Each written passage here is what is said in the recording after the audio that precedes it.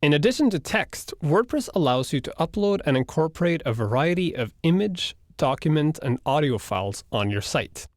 These different media files are managed by one centralized system and can be manipulated either from the system or from within posts or pages. All media files inside WordPress.com are handled under the Media Library, which you can find on the dashboard under Media Library. When you go to the Media Library, you'll see that this looks very much like the post editor or the page editor view. You can see all the media assets that are uploaded here. You can filter them based on different values.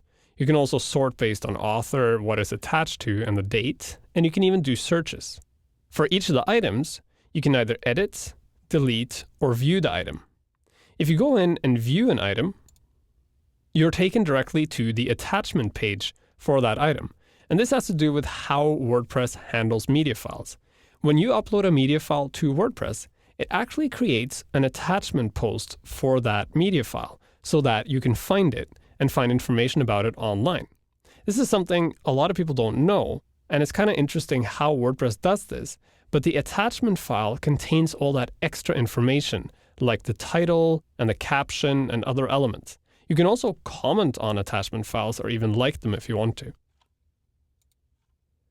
Looking closer at this view, you'll see you get information about these items. For example, you can see here that this image is a background image, so it's used for the website. Same with this one, whereas the top one here is a header image. So this tells you where these images are being used in the site. If you scroll further down, you'll see that many of these images are attached to posts. So you see the image over here in a thumbnail, the title, and then you see that it's attached to the simple image gallery on this date. What you normally use the image gallery for is to manage your media content and also to make changes to it. Let me show you what I mean. If we go to an element here, let's say I go to this Woman at Gallery image, I can open it, and from here I can make changes to the metadata associated with that image. I can go in and change the title, I can change the alternate text, or I can set a default caption. And this is really important. The title and alternate text of an image are permanent. That means whenever this image appears in a post or page, the same title and alternate text appear. If you go in and change the alternate text or the title at any time, that change is global throughout your site, which means anytime that image appears, that change will take effect. Whereas the default caption is exactly what it sounds like. It's a default caption. So if you put something into the default caption area, that default caption will appear anytime you add the image, unless you go in and change it in that post or page. If you change the caption in a post or page, that change will only appear in that particular post or page, not on all the other posts or pages where that image is featured. At the bottom, you have the file URL, and this is something you can change. That's why it's grayed out.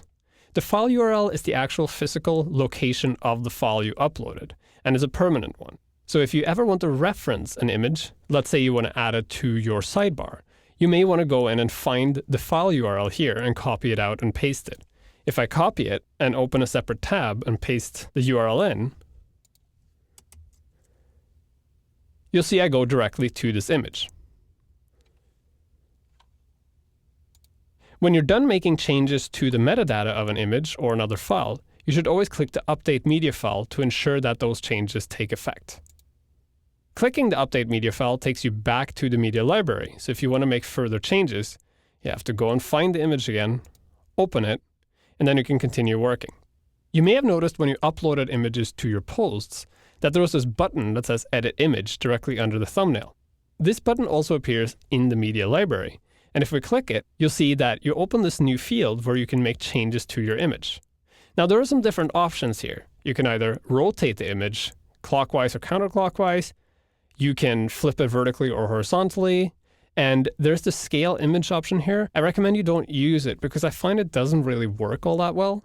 If you want to scale images, you should really start off by creating the image the size you want in an image editing application and then uploading the image to your site in the size you want it. However, what does work really well is the cropping function. If you want to crop an image inside WordPress, all you have to do is place your cursor anywhere inside the image, click and drag.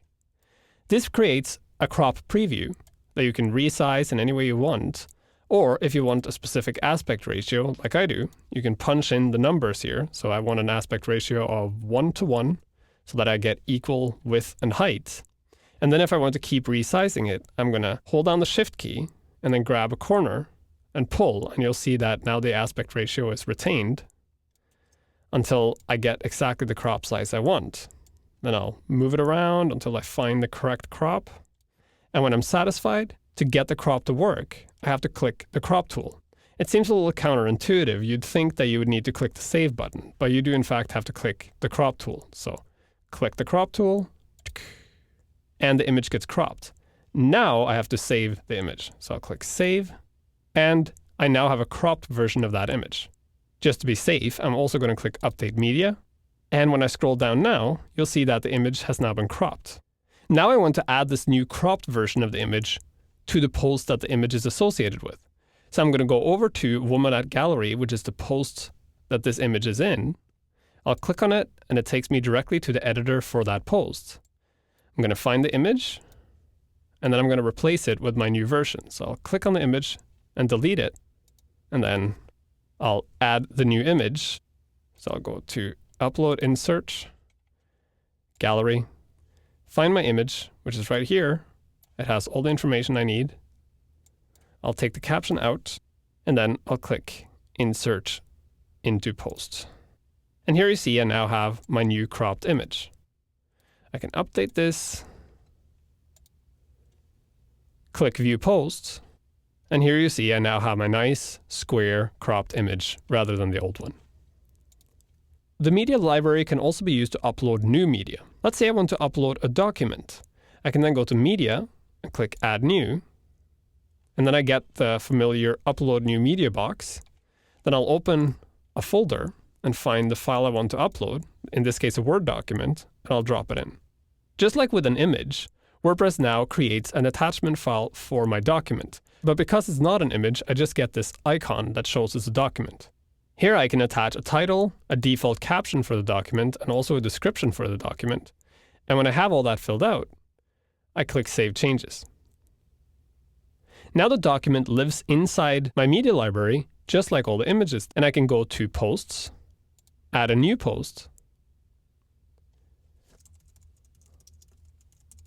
give it a title, and then I go to Upload, Insert, Media Library, find my document, click Show, and click Insert into Post. What happens now is WordPress will insert a link pointing to that document. So if I publish this post,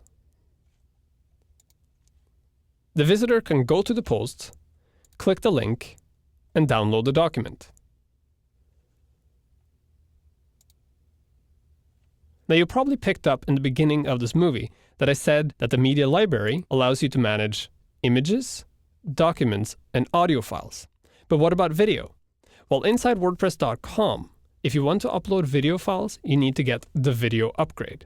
You can see there's a link to it right here on the media library, and you can also find it under the store if you want to. So if you go to the store, you see here we have something called VideoPress.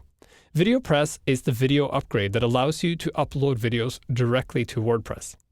You only want to do this if you don't want to share your videos on a network like YouTube or Vimeo or something like that. If you want complete control over your videos, you may want to consider getting the VideoPress upgrade, or possibly the WordPress Value Bundle that also includes VideoPress. If you want to learn more about VideoPress, go to the store, click Learn More, and watch this great little video. It'll explain to you what VideoPress is all about, how it works, and it allows you to either buy it now or add it to your cart. Just like with posts and pages, WordPress has a dedicated system for managing all media assets on your site. Using the media library, you can do bulk uploads, manage existing assets, see where certain assets are featured, or delete them altogether.